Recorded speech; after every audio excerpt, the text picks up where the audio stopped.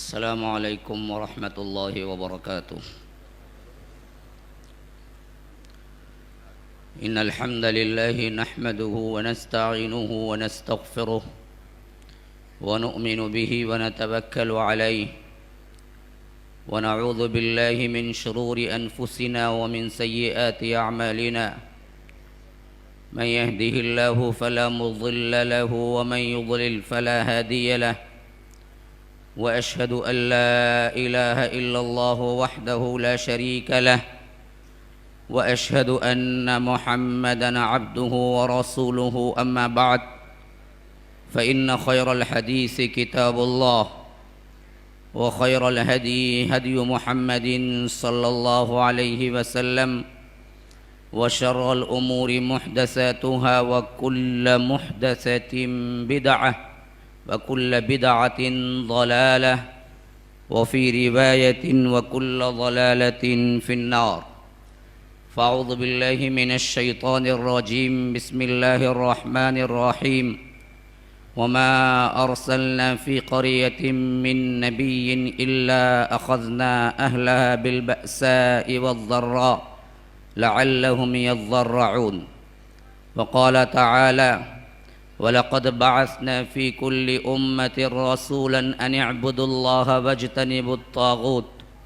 وقال أيضا: والسماء بنيناها بأيد وإنا لموسعون، والأرض فرشناها فنعم الماهدون، ومن كل شيء خلقنا زوجين لعلكم تذكرون.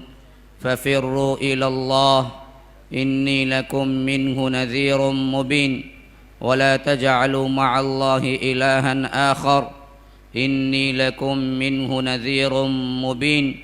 كذلك ما أتى الذين من قبلهم من رسول إلا قالوا ساحر أو مجنون أتواصوا به بل هم قوم طاغون. فتول عنهم فما أنت بملوم، فذكر فإن الذكرى تنفع المؤمنين. وما خلقت الجن والإنس إلا ليعبدون. اللهم أرنا الحق حقا وارزقنا اتباعه، وأرنا الباطل باطلا وارزقنا اجتنابه. اللهم علمنا ما ينفعنا وانفعنا بما علمتنا وارزقنا علما. رب اشرح لي صدري ويسر لي أمري واحلل عقدة من لساني يفقه قولی. اس اللہ کے نام سے ابتدا جس کے ناموں کی کوئی انتہا ہی نہیں. اس ذات اقدس پر کروڑوں درود و سلام ہوں جو تمام دنیا کے لیے رحمت للعالمین بن کے آئے تھے. سٹیج پر موجود معزز علماء کرام، ذمہ داران، برادران اسلام، واجب الاحترام بزرگوں، دوستوں، عزیز ساتھیوں، لائق احترام ماؤں اور بہنوں، توحید استقامت کانفرنس کی اس پر رونق مجلس میں جس عنوان پر خطاب کرنے کے لیے مجھے دعوت دی گئی ہے، وہ عنوان ابھی آپ نے سنا، توحید ہی سے دنیا قائم ہے. تو مجھے جو گفتگو کرنی ہے، دو الفاظ یا دو تقسیمات ہیں جس پر مجھے گفتگو کرنا پڑے گا. عنوان کی حیثیت سے ایک لفظ ہے توحید، اس پر میں گفتگو کروں گا، اور دوسرا ہے دنیا، اس پر میں گفتگو کروں گا.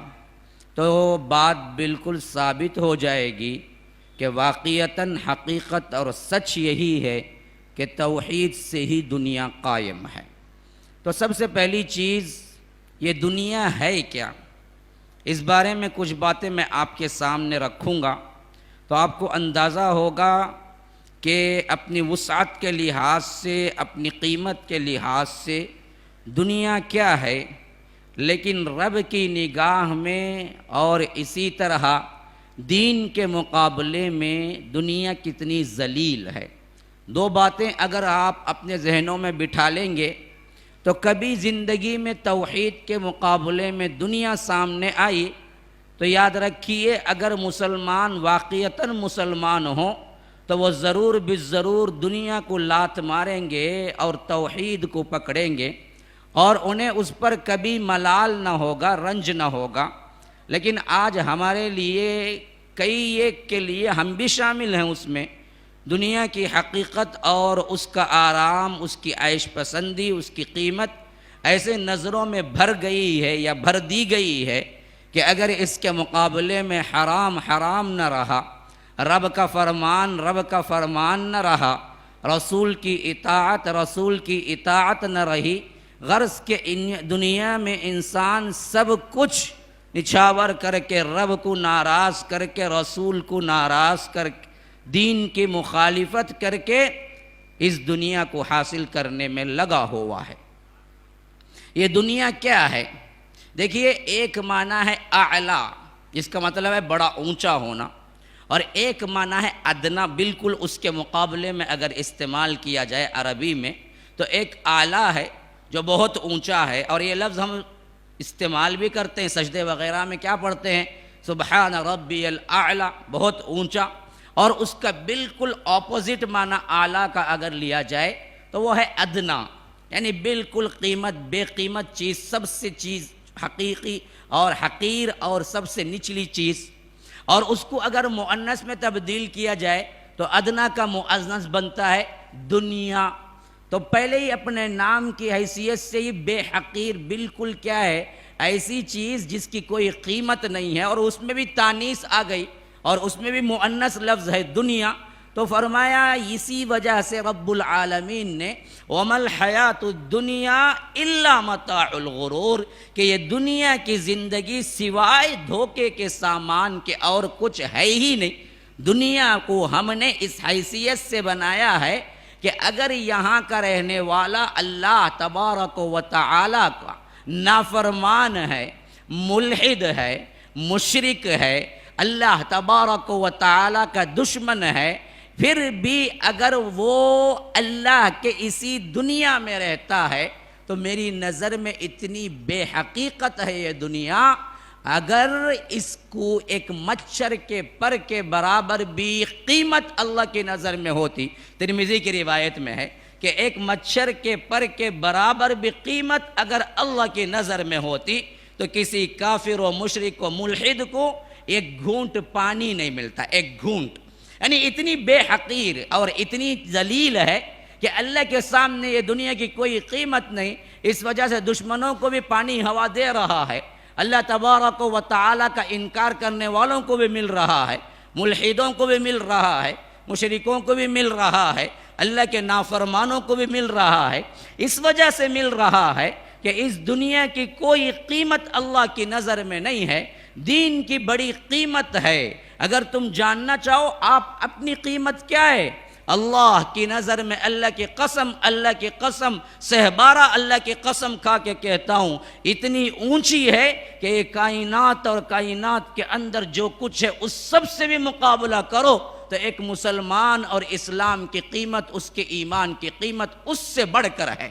کیوں؟ رب کے نزدیک اس کی کوئی قیمت نہیں، اور ایمان رب کے نزدیک بہت قیمتی شے ہے۔ اور اللہ تبارک و تعالی اپنے حبیب کے ذریعے فرماتا ہے، معاویہ رضی اللہ عنہ کی روایت ہے کہ من یرید اللہ بہ خیرا یفقہہ فی الدین، کہ اللہ تبارک و تعالی جب کسی سے بھلائی کا ارادہ کرتا ہے، نیکی کا ارادہ کرتا ہے، محبت کا ارادہ کرتا ہے، بھلائی چاہتا ہے تو اس کو کیا دیتا ہے؟ دنیا دیتا ہے، کار دیتا ہے، بنگلہ دیتا ہے، عیش و آرام دیتا ہے۔ نہیں، اگر یہ ہوتا تو انبیاء سب کے سب کیا ہیں؟ دنیا والے، پیسے والے ہوتے، بجز چند ایک کے، حضرت داؤد، حضرت سلیمان، اس طرح کے چند ایک انبیاء کو چھوڑ کر تمام انبیاء اصل میں دنیا نہ تھی ان کے پاس اور تنگ دستی میں گزارا۔ تو اصل اللہ کی محبت کی نشانی، بھلائی کا ارادہ کن سے ہوتا ہے؟ جن کو اللہ دین دیتا ہے۔ آج آپ آئے ہوئے ہیں، پتہ نہیں کہاں سے آئے ہوئے ہیں، کوئی 100 کلومیٹر کی دوری سے، کوئی 200 کوئی 300 ہو سکتا ہے کوئی 400، لیکن اصل میں آپ نہیں آئے، یہ رب نے توفیق دی تو آپ آئے، ورنہ تو بہت سے اور گجرات میں ہیں، پتہ نہیں کہاں کہاں چائے خانوں میں ہیں، یا کسی سنیما تھیٹر میں ہیں، یا کسی گھر میں کیا ہے لہو و لعب میں مصروف ہیں، پتہ نہیں کون کون کہاں۔ اللہ کی توفیق شامل حال نہ ہوئی تو وہ نہ آ سکے، اور آپ آئے تو اللہ نے آپ سے بھلائی کا ارادہ کیا، جس کی وجہ سے آپ آئے۔ تو اپنی قیمت پہچانو مسلمانوں، اپنی قیمت پہچانو کہ رب نے آپ سے بھلائی کا ارادہ کیا تھا، تب کہیں جا کے آپ اس مجلس میں پہنچے تو رب سے شکر ادا کرو کہ اے رب تو نے مجھے یہاں تک پہنچایا، تیرا لاکھ لاکھ شکر ہے۔ ہمیں دنیا حاصل ہوتی ہے تو بڑی خوشی ہوتی ہے، لیکن یاد رکھیے دنیا تو ہر کس ناقص کو ملتی ہے، لیکن دین صرف اس کو ملتا ہے جس کو رب چاہتا ہے۔ کائنات میں اگر رب نہ چاہے تو یاد رکھیے اللہ کے رسول صلی اللہ علیہ وسلم کے چچا باوجود تربیت 50 سال کرنے کے ہدایت نہ مل سکی، اور انہوں نے آخری جملہ یہی کہا کہ عبد المطلب کے دین پر پھر مر گئے، اور اللہ تبارک و تعالی کے حضور اللہ کے رسول نے گڑ گڑایا، کہا کہ میرا چچا تھا، تو اللہ تبارک و تعالی نے پتہ ہے کیا آیت اتاری، انک لا تہدی من احببت ولکن اللہ یہدی من یشاء۔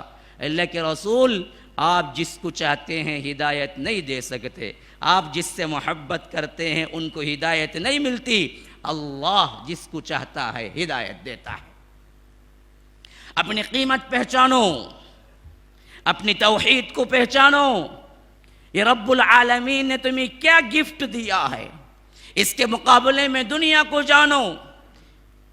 یہ دو چیزیں اگر سمجھ جائیں پھر ہمارے اندر کبھی دنیا کی طرف مائل ہونے کا جذبہ پیدا نہیں ہوگا۔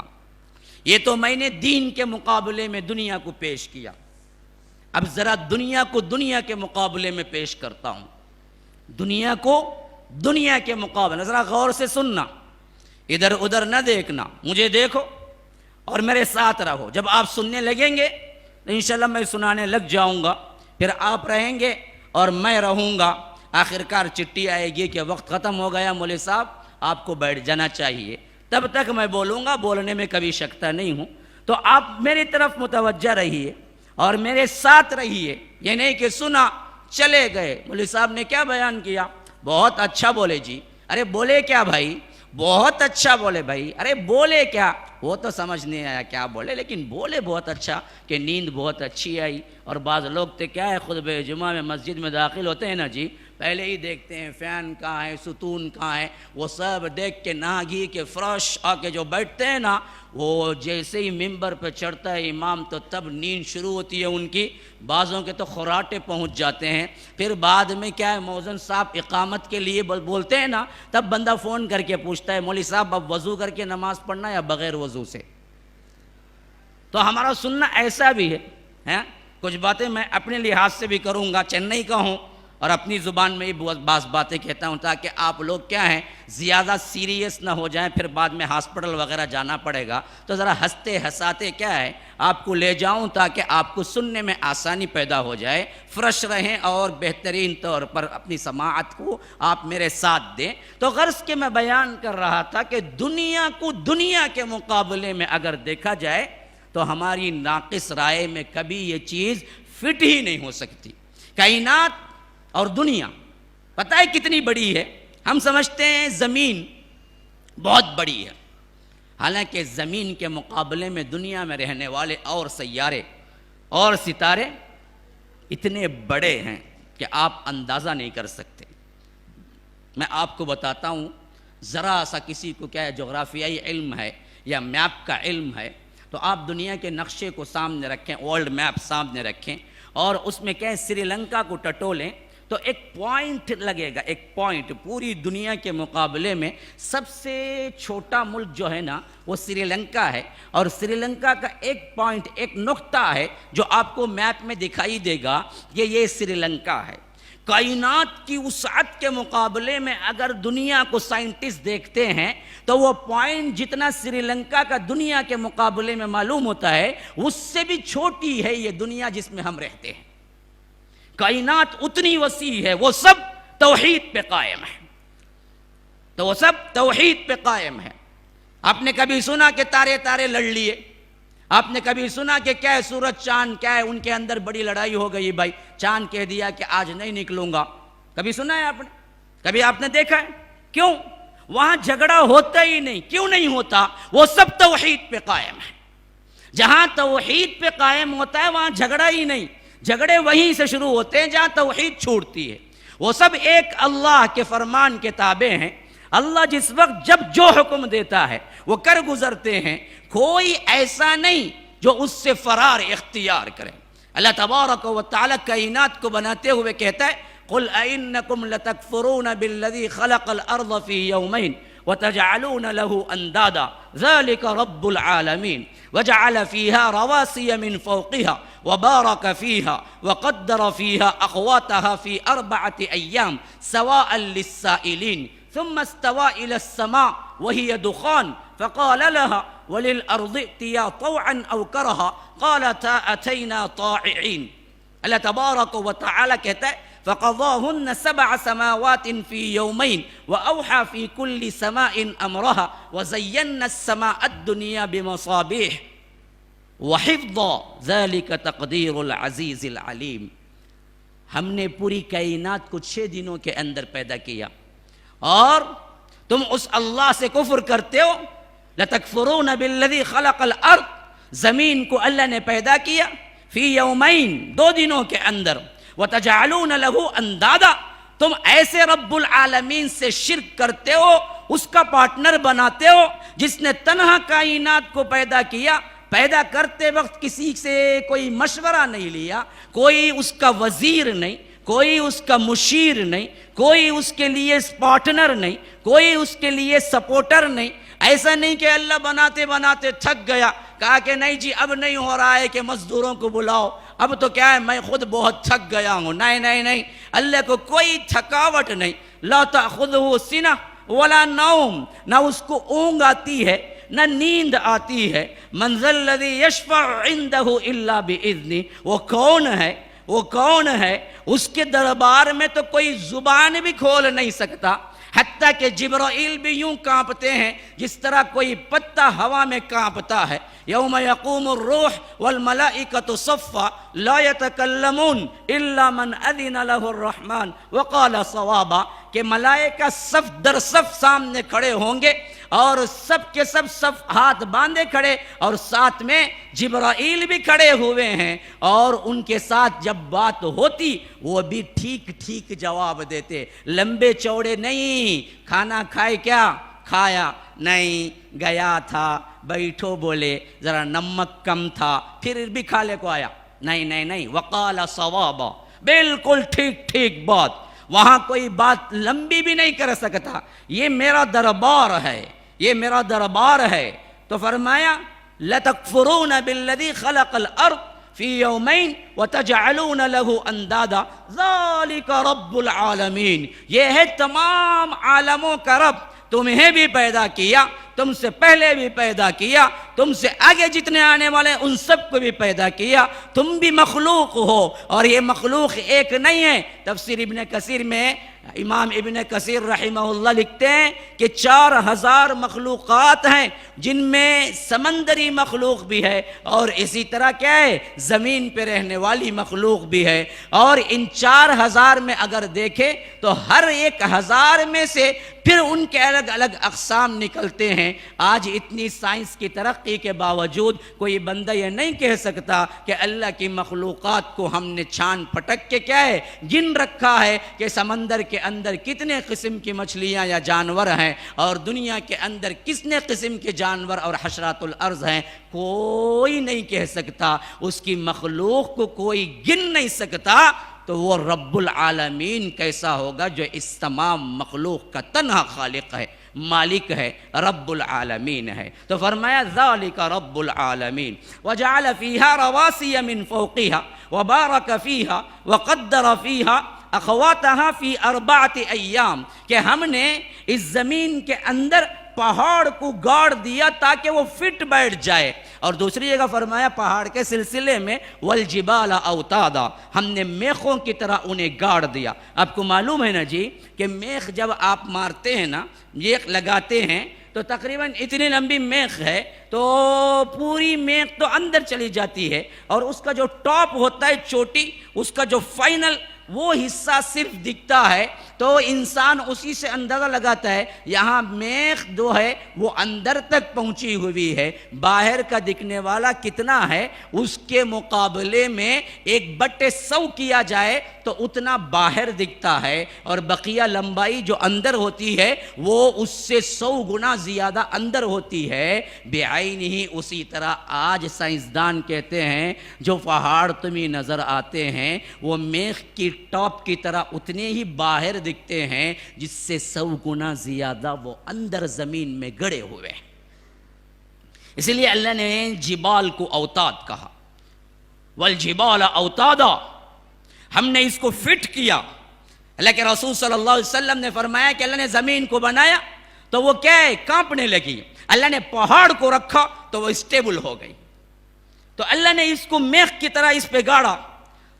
رواسی من فوقیہا، اصل میں رواسی کا لفظ استعمال ہوتا ہے عربی میں کسے معلوم، کہ جہاز جب لگر انداز ہوتا ہے تو آپ دیکھے ہوں گے کہ کوئی پکڑ کے اس کو کھینچ کے کسی کھونٹی سے باندھ کے اس کو سیٹ کرتا ہے، اسے کہتے ہیں رواسی.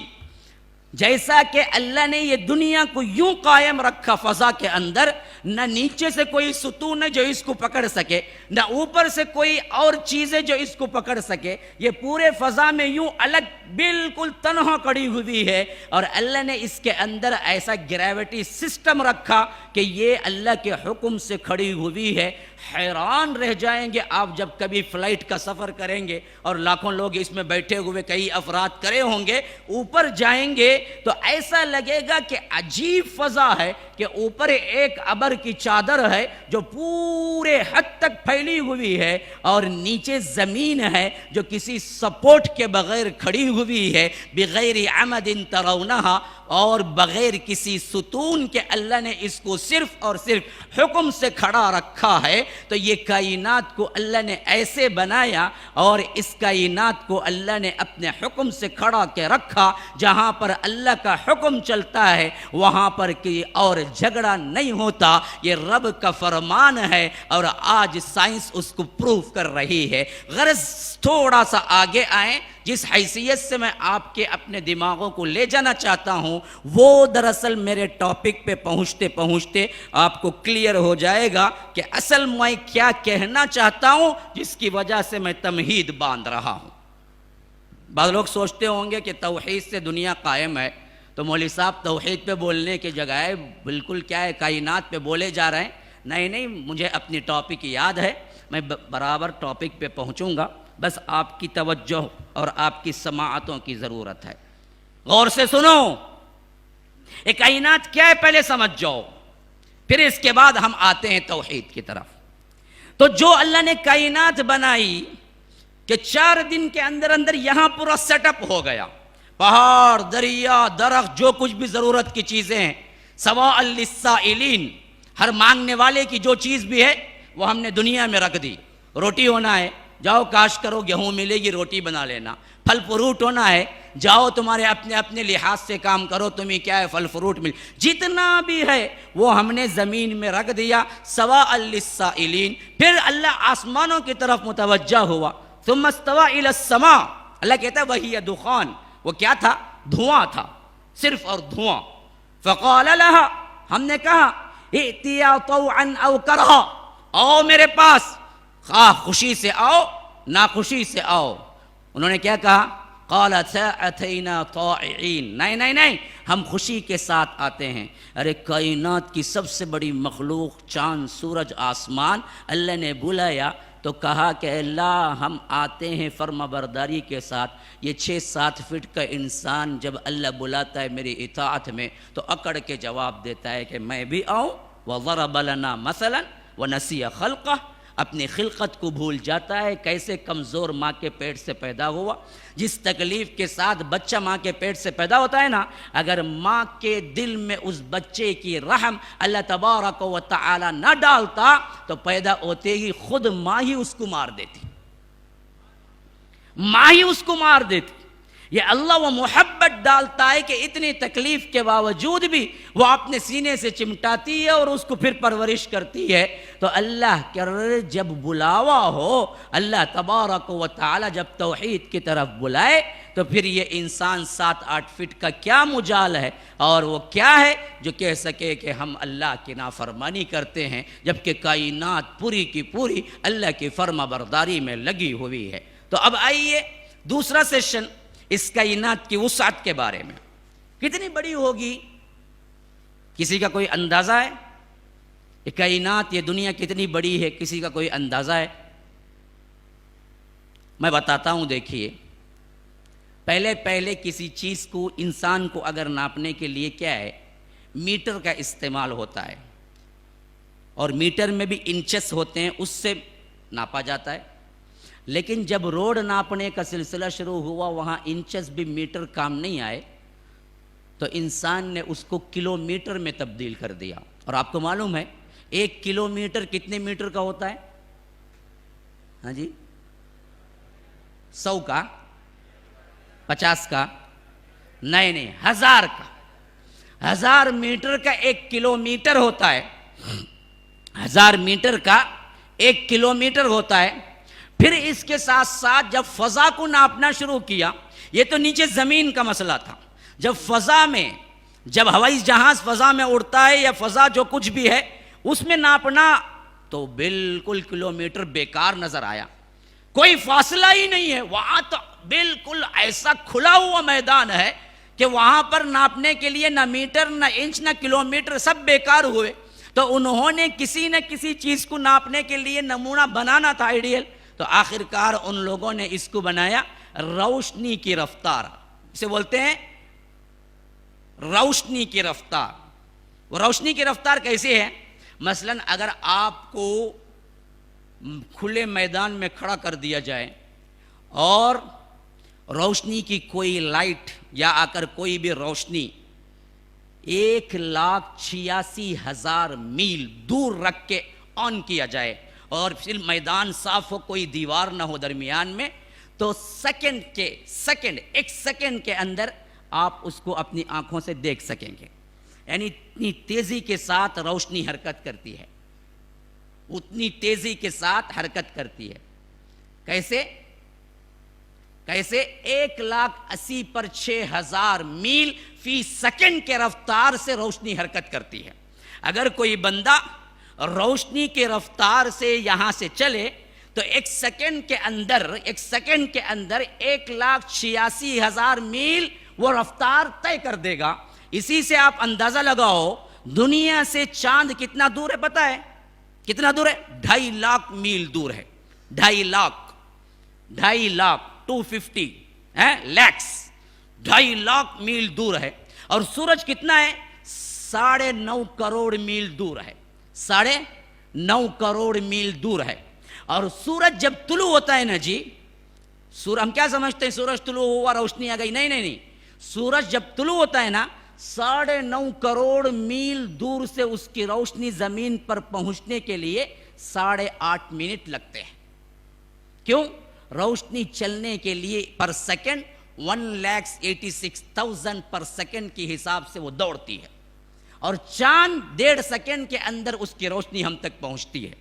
اتنا دور ہے لیکن صرف 1.5 سیکنڈ میں پہنچتا ہے، اور سورج 9.5 کروڑ میل دور ہے، اور اس کی روشنی پہنچتے پہنچتے یہاں پر تقریباً 8.5 منٹ لگتے ہیں، جو کہ دنیا کا سب سے قریب ترین تارہ ہے۔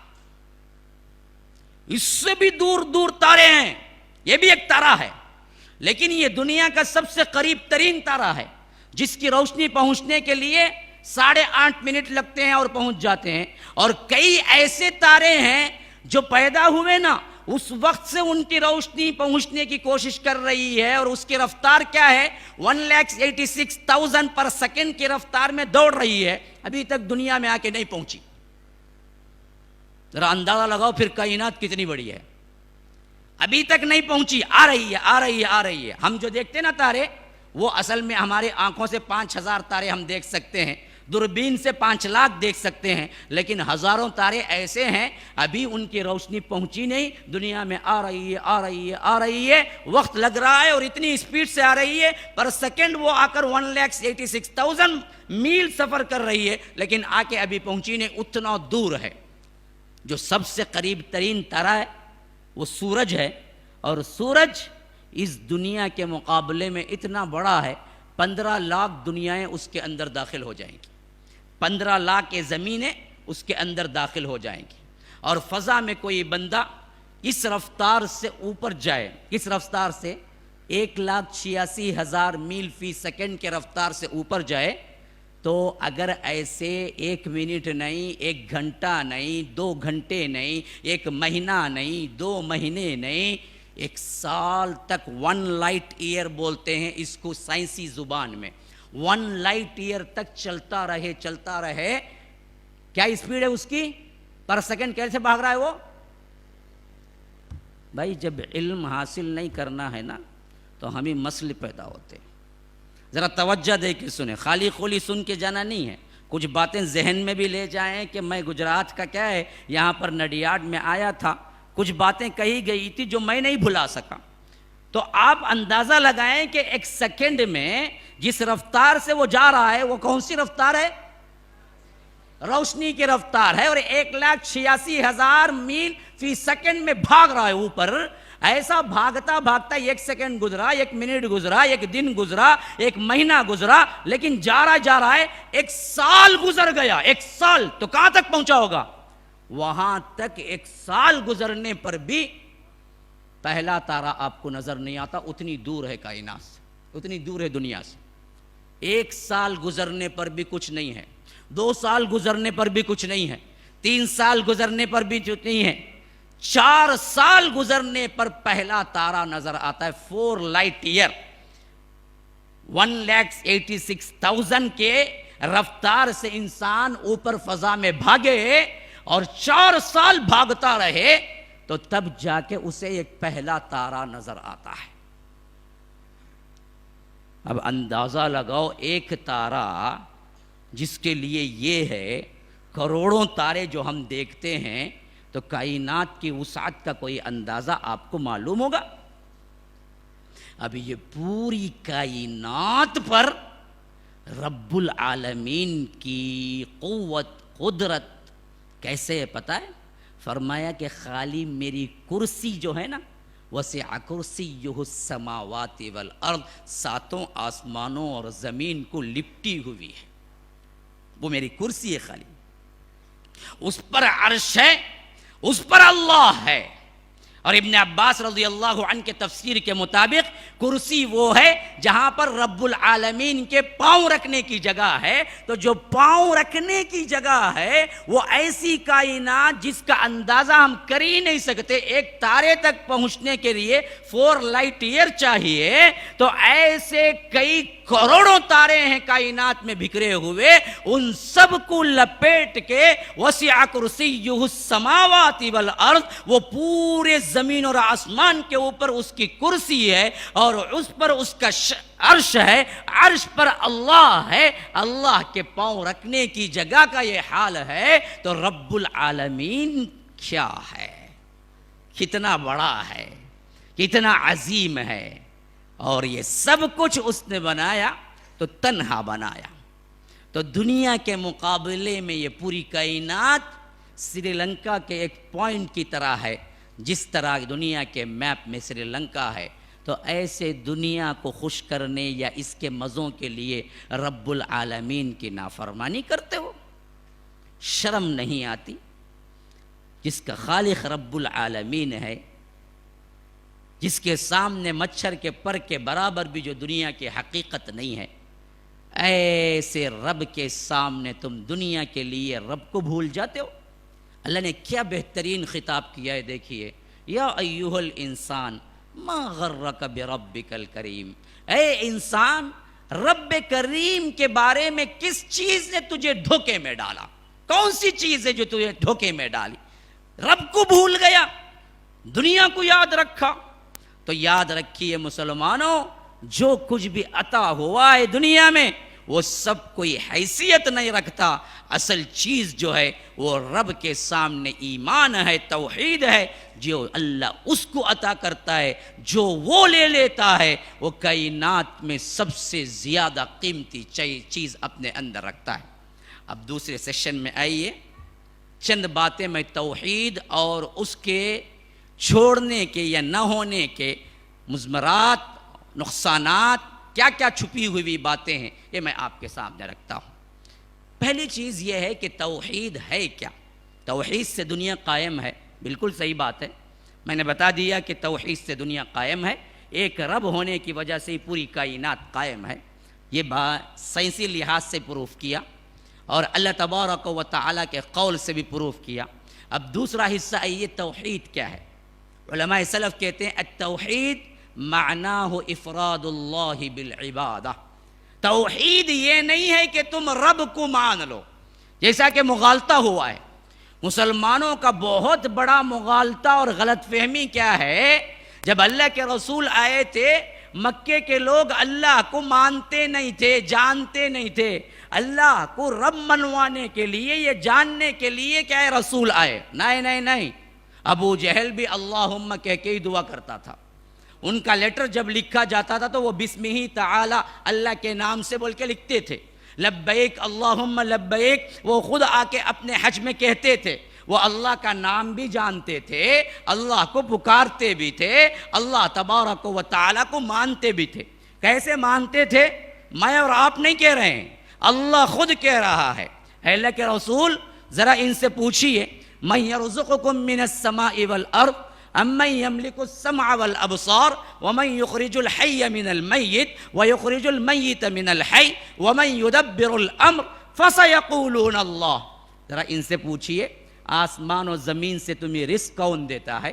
من یرزقکم من السماء والارض امن یملک السمع والابصار، دیکھنے کی اور سننے کی صلاحیت تمہیں کس نے دی ہے؟ اور یخرج الحی من المیت ویخرج المیت من الحی، جاندار میں سے بے جان کو، بے جان میں سے جاندار کو کون نکالتا ہے؟ ومن یدبر الامر، تقدیریں کون بناتا ہے؟ فسیقولون اللہ، جھٹ کہیں گے اللہ ہے۔ کون کہہ رہے ہیں بات؟ ہم مسلمان ہیں، ہم مسلمانوں کا بھی اتنا عقیدہ نہیں۔ بارش کون برتا سا بولے تو عبد القادر جیلانی بولیں گے، ہاں۔ تمہاری بگڑی کون بناتا، تمہاری تقدیر کون بناتا بولے تو کیا ہے، یا غوث پکارنے سے مجھے اللہ بچہ دیا بولیں گے۔ ہمارا بھی اتنا عقیدہ پختہ نہیں ہے۔ یہ کن کا عقیدہ بیان ہو رہا ہے؟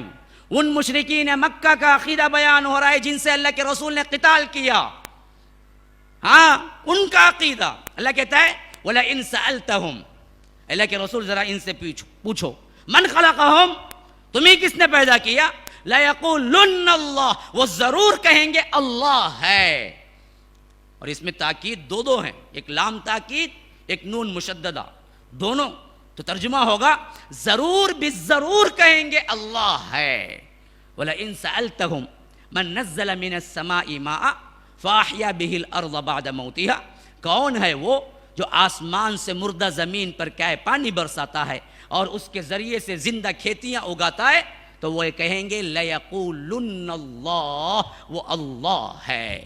قل، مومنون میں فرمایا گیا، قل، اللہ کے رسول ان سے پوچھئے لِمَنِ الْأَرْضُ وَمَنْ فِيهَا إِن كُنتُمْ تَعْلَمُونَ، یہ پوری کائنات کا بادشاہ اور اس کے اندر جو کچھ ہے ان سب کا مالک و خالق کون ہے؟ اگر تم جانتے ہو تو بتاؤ۔ سَيَقُولُونَ لِلَّهِ، وہ ضرور بالضرور کہیں گے اللہ ہے۔ قل، اللہ کے رسول پوچھئے من رب السماوات السبع ورب العرش العظیم، کہ آسمانوں اور زمین کا مالک کون ہے؟ ساتوں آسمانوں، ساتوں زمینوں کا مالک اور عرش عظیم کا مالک کون ہے؟ تو وہ کہیں گے سیقولون للہ، اللہ ہے۔ تو مشرکین مکہ اللہ کو مانتے تھے، ساتوں آسمانوں کو مانتے تھے، مشرکین مکہ اللہ کے عرش کو مانتے تھے، اللہ نے پیدا کیا ہے مانتے تھے، اللہ مارتا ہے مانتے تھے، اللہ ہی جلاتا ہے مانتے تھے، اللہ ہی رزق دیتا ہے مانتے تھے، اللہ ہی بارش برساتا ہے مانتے تھے۔ اور سنو کیسا عقیدہ تھا ان کا۔ اللہ تبارک و تعالیٰ کہتا ہے قل من بیدہ ملکوت کل شیء، وہ کون ہے ذرا ان سے پوچھے اللہ کے رسول، جس کے قبضے قدرت میں ہر ایک چیز کا قبضہ ہے، ہر ایک چیز اس کی ملکیت میں ہے۔ وَهُوَ يُجِيرُ، وہ سب کو پناہ دیتا ہے، وَلَا يُجَارُ عَلَيْهِ، اس کے لیے کسی پناہ کی ضرورت نہیں۔ ان کنتم تعلمون، اگر تم جانتے ہو تو بتاؤ، تو وہ کہیں گے سَيَقُولُونَ لِلَّهِ، جھٹ کہیں گے کہ اللہ ہے۔ اللہ کو کسی پناہ کی ضرورت نہیں، اللہ سب کو پناہ دیتا ہے۔ لا يسأل عما يفعل وهم يسألون، اس سے کوئی سوال نہیں ہوگا، وہ سب سے سوال کرے گا۔ وہ قدرت والا ایسا ہے، اسے کیوں کیا کا کوئی سوال نہیں کر سکتا۔ بعض لوگ بولتے کائی کو بھائی جنت جہنم، میں نے بچپن میں سنا ہمارے لوگ، کائی کو اللہ یہ سب بنائے رنگا، خواہ مخواہ عبادت نہیں کرے تو جہنم، کرے تو جنت، اللہ نہیں بناتا تو کیا ہوتا؟ بیوقوف، تو بندہ ہے وہ اللہ ہے، تو اس کے بارے میں سوال نہیں کر سکتا کہ تو نے یہ کیوں کیا۔ وہ جانتا ہے، وہ حکمت والا رب ہے، تو سوال نہیں کر سکتا کیونکہ تو غلام ہے، وہ آقا ہے، غلام آقا سے سوال کر ہی نہیں سکتا۔ تو اللہ تبارک و تعالیٰ کہتا ہے کہ مشرکین کا عقیدہ کیا تھا، پوچھو تو وہ کہتے تھے کہ وہ سب کے لیے پناہ گاہ ہے، وہ سب کو پناہ دیتا اور اسے کسی کی پناہ کی ضرورت نہیں۔ لیکن ہمارا عقیدہ کیا ہے معلوم ہے؟ آپ نے ایک لفظ ذرا زیادہ بہت مشہور ہے، پیران پیر عبد القادر جیلانی کا، معلوم ہے کیا لقب ہے؟ معلوم؟ بولو، بہت سے لوگ نام بھی رکھتے اس کا، کیا ہے جی؟ سمجھ میں نہیں آیا؟ ہاں، دستگیر۔ دستگیر بہت مشہور ہے، اور لوگ بھی کیا ہیں، بہت سے لوگ دستگیر رکھے ہوئے بھی ہیں۔ اصل میں یہ کیا مطلب ہے؟ دستگیر اصل میں فارسی ہے، دست کہتے ہیں ہاتھ کو، گیر کہتے ہیں پکڑنے کو، جیسا کہ عالمگیر انٹرنیشنل، تو عالمگیر پورے عالم کے لیے۔ اسی طرح ہم کہتے ہیں نا جی، وہ جو روٹی پکاتے ہیں یا آ کر اس سے الٹ پلٹ کرتے ہیں، اسے کیا بولتے ہیں؟ کف گیر۔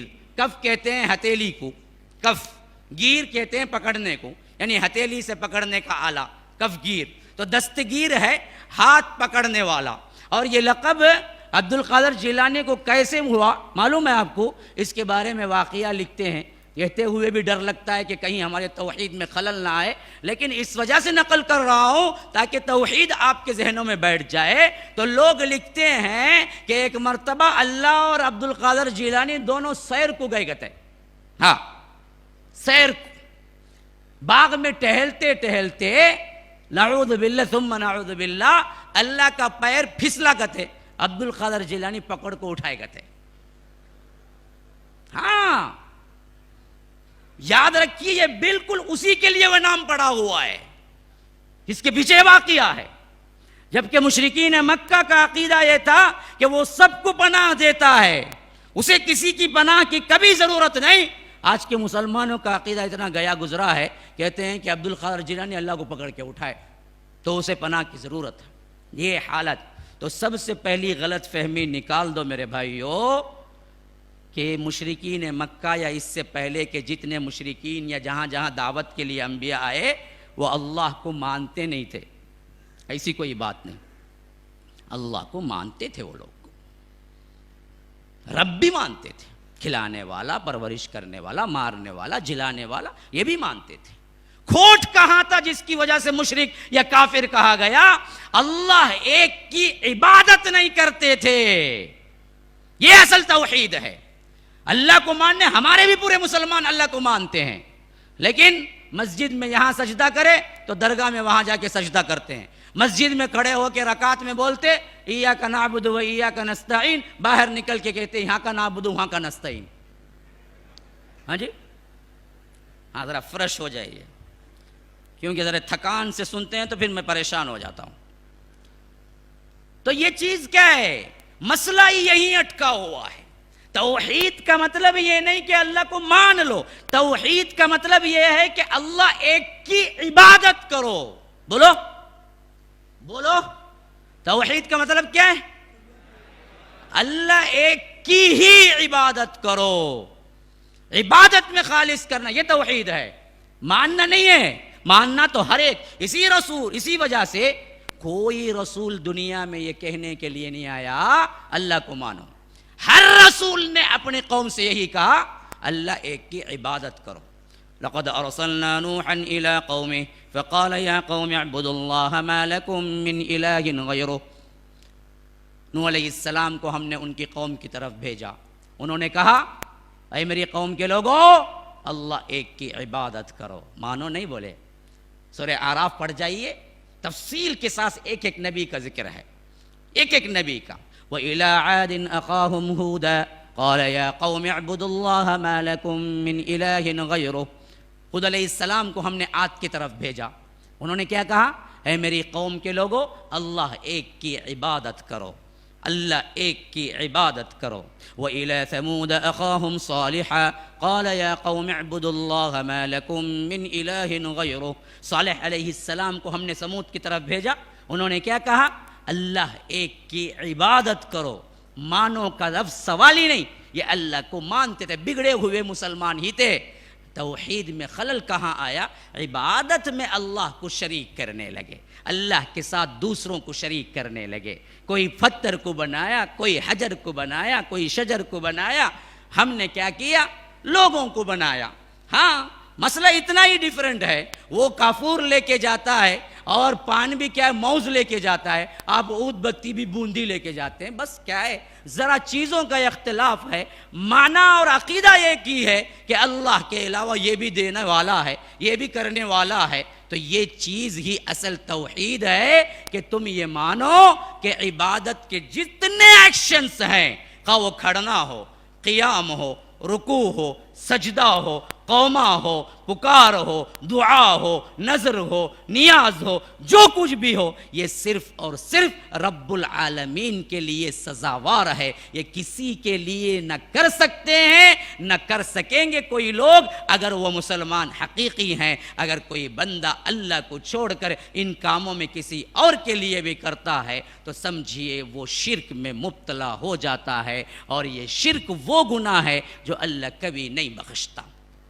ان اللہ لا یغفر ان یشرک بہ، اللہ تبارک و تعالی نے اپنے اوپر یہ قانون بنا لیا ہے، کوئی قانون اللہ پر لاگو نہیں ہوتا، لیکن اللہ نے خود اپنے اوپر چند قوانین رکھے ہیں جس کی اللہ خلاف ورزی نہیں کرتا۔ ہاں لا تبدیل لکلمات اللہ، وہ قانون کیا ہے؟ اگر کوئی بندہ شرک میں مر گیا، وہ خواہ کتنا بھی اونچے اونچے نسب کا ہو، کتنی ہی بڑی تعلقات اور کتنے ہی لوگ اس کے لیے دعا کریں، اللہ تبارک و تعالی اسے جنت میں داخل نہیں کر سکتا، وہ جہنمی ہے۔ اب میں آپ کو بتاتا ہوں، دیکھیے اس شرک کی تنبیہ کے سلسلے میں کل بھی میں نے بتایا تھا جو 3 واقعات، لیکن آج کیا ہے وہ لوگ بھی ہیں شاید کل آئے ہوئے تھے اور بہت سے نئے بھی ہیں، تاکہ کچھ نئے چیزیں سن لیں اس معاملے میں۔ تو سب سے پہلی چیز اس کے گناہ کی کیفیت میں اللہ تبارک و تعالی اللہ کے رسول کو خطاب کر کے کہتا ہے، ہاں اللہ کے رسول کو کیا خطاب ہے پتہ ہے؟ فرمایا لئن اشرکت، اللہ اکبر، اندازہ کرو کہ یہ شرک کتنا بڑا ہے، اگر عبادت میں تم نے اللہ کے ساتھ کسی اور کو بھی شامل کیا۔ اے اللہ کے رسول اگر آپ بھی شرک کرتے سوال ہی نہیں پیدا ہوتا، لیکن اہمیت کو بتلانے کے لیے اللہ تبارک و تعالی نے خطاب اللہ کے رسول سے ڈائریکٹ کیا، فرمایا کہ لئن اشرکت، اگر آپ بھی شرک کرتے، لیحبطن عملک، آپ کے تمام اعمال غارت ہو جاتے، اللہ کے رسول کو خطاب کر کے، لئن اشرکت لیحبطن عملک ولتکونن من الخاسرین، اور آپ خسارہ اٹھانے والوں میں سے ہو جائیں گے۔ اللہ کے رسول اگر آپ بھی شرک کرتے تو ہم آپ کو بھی نہیں بخشیں گے۔ قرآن کے اندر یہ چیز موجود ہے، سورہ زمر کے آیات میں ہے۔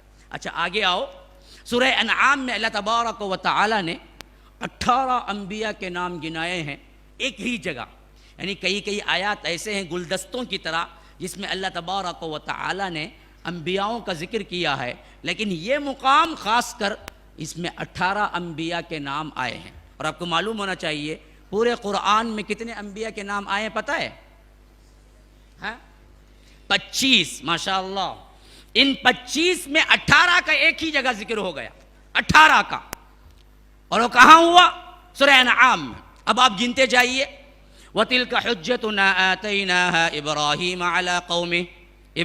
عَلَى قَوْمِهِ نرفع درجات من نشاء إن ربك عليم حكيم ووهبنا له إسحاق ويعقوب كلا هدينا ونوحا هدينا من قبل ومن ذريته داود وسليمان وأيوب ويوسف وموسى وهارون وكذلك نجزي المحسنين وزكريا ويحيى وعيسى وإلياس كل من الصالحين وإسماعيل واليسع ويونس ولوطا وكلا فضلنا على العالمين ومن آبائهم وذرياتهم وإخوانهم واجتبيناهم وهديناهم إلى صراط مستقيم ذلك هدى الله يهدي به من يشاء من عباده ولو أشركوا لحبط عنهم ما كانوا يعملون۔ 18 انبیاء کے نام ایک جگہ ذکر کیا، 18۔